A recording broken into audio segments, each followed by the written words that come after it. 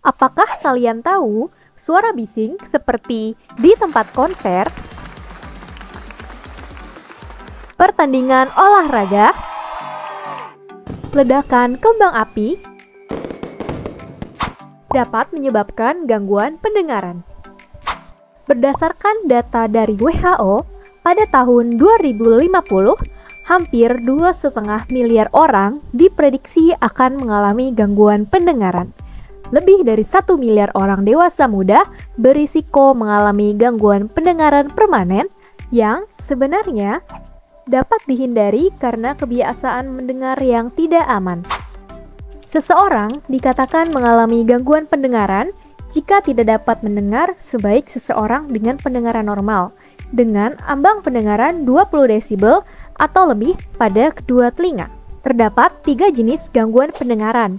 Yang pertama, tuli konduktif, yakni gangguan pada telinga luar dan tengah, sehingga gelombang suara tidak bisa masuk ke telinga dalam, seperti ada kotoran telinga, infeksi pada liang telinga. Tuli sensori neural, gangguan fungsi pada telinga dalam di koklea atau hantaran setelahnya, yang sering disebabkan oleh paparan bising.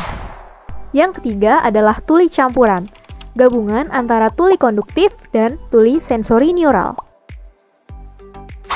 Selain karena kebisingan, gangguan pendengaran juga dapat terjadi karena genetik.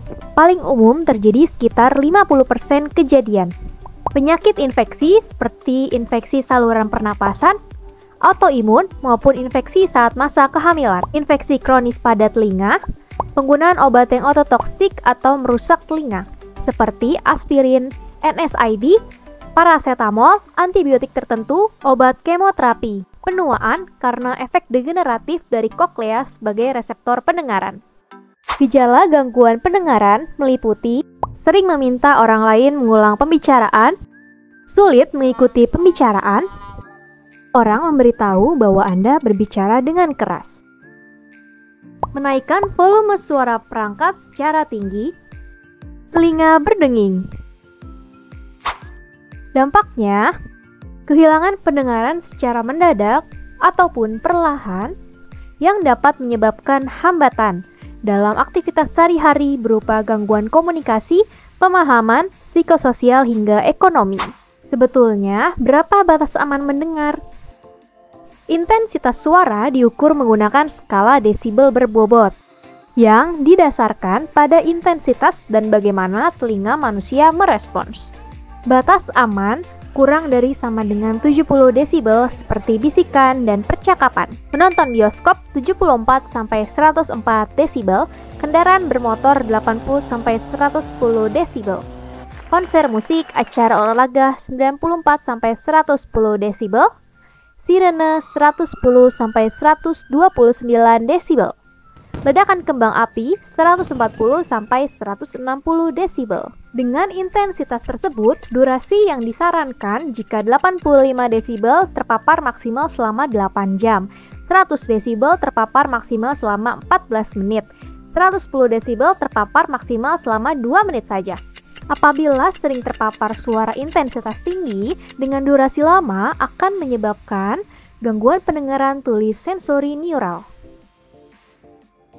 Gangguan pendengaran tersebut dapat menyebabkan kehilangan pendengaran yang bersifat permanen, bergantung dari penyebab, intensitas, dan durasi. Namun, sebagian besar masih dapat dicegah. Bersama dengan World Hearing Day 2023, yuk kita tingkatkan kesadaran melalui rawat pendengaran dan telinga dengan suara.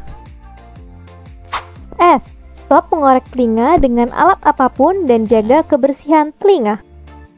U. Usahakan jauhi bahan kimia dan obat-obatan yang merusak pendengaran.